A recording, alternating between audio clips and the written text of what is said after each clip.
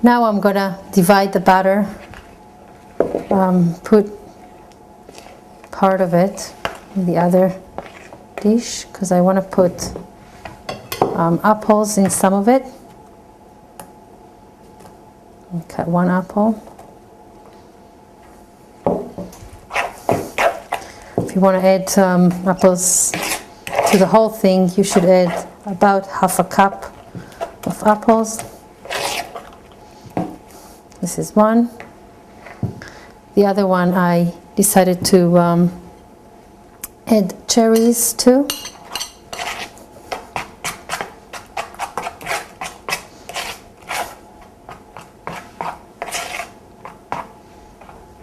There we go. Now we're going to pour the mixture into the cupcake holders. Since it's very soft batter, we don't need the other spoon to help us. We just basically do it very careful so it won't drop on the sides.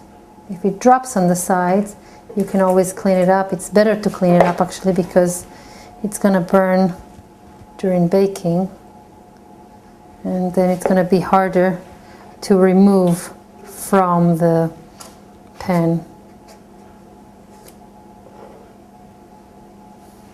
Okay.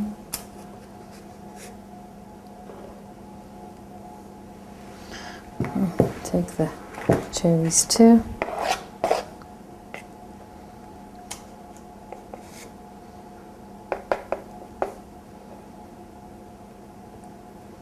You shouldn't worry that it's getting too close to the top, because as I mentioned it at the beginning, the cupcake pan, the muffin pan is shaped so that the muffin will actually go out of the cupcake holders and kind of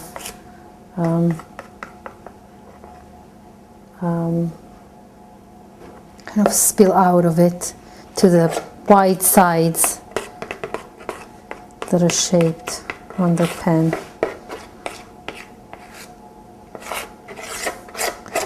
Okay, once we've finished, we're going to put it in the oven at 350 for about between 20 to 30 minutes to be cooked. I'm just gonna